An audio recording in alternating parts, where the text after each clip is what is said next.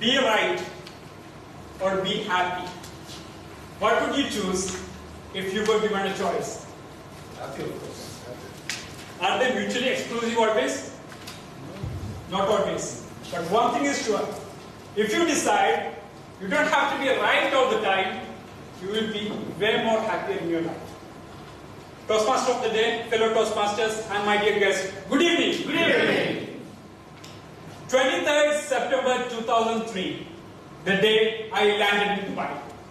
As any other young man with great expectations and dreams, I had one plan in my mind. If possible, I'll try not to go for a corporate job, but I'll try to start something of my own. I took up some initially freelance development, software development work for a few months. Then within 1 year, I realized my dream of starting a company in Dubai. So many wise and elderly people warned me. Yasir, it is not going to be easy. You will be struggling a lot. I am prepared to struggle. That was my answer to all of them. But actually the struggle I had to face was way beyond my imagination. I was prepared to work really hard. I did work really hard. On an average, almost 18 hours a day. That also including Fridays, Saturdays, and public holidays. But the financial struggle, that was the toughest. I know how does it feel to have no money in your pocket. I know how difficult it is to walk from Sharjah Rola to Ajman because you don't have 2 dirham to pay for the sharing taxi. I know how embarrassing it is to ask the cafeteria owner in your building that, is it okay if I pay you next time? I know how horrible it is being judged, being written off by your parents, your family, your neighbors back home as a loser. How worthless you feel carrying that big L, that tag of a loser on your forehead all the time. That struggling period was pretty long, almost 4 years. By then, all my friends, all my college mates got the job and they were settled. They were living that perfect Indian dream. Jobs in tech giants such as Microsoft, Oracle, Google, traveling around the world on on-site project implementation, got married, had kids, and their life was beautiful. I could see their pictures on Orkut, our ancestor of today's social networking site. You know how jealous I was seeing their pictures in front of Statue of Liberty, London Bridge, and Eiffel Tower. I was really jealous.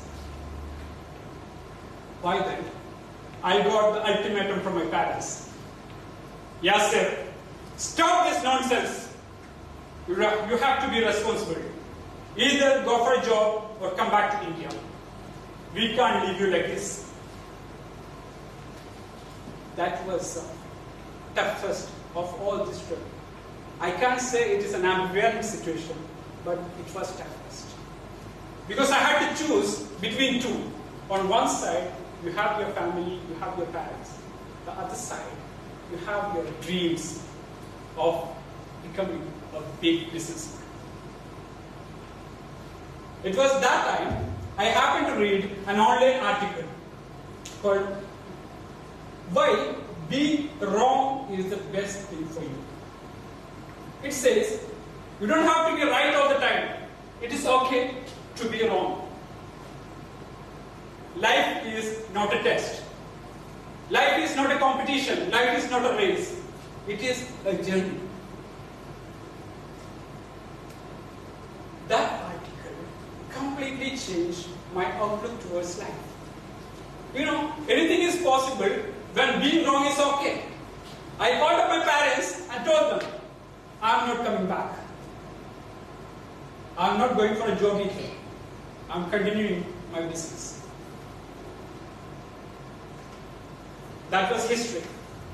Slowly, I started getting the works. I started recruiting more people. Of course, I started making money. By 5th year, I was making more money than the salary I would have got if I go for a job.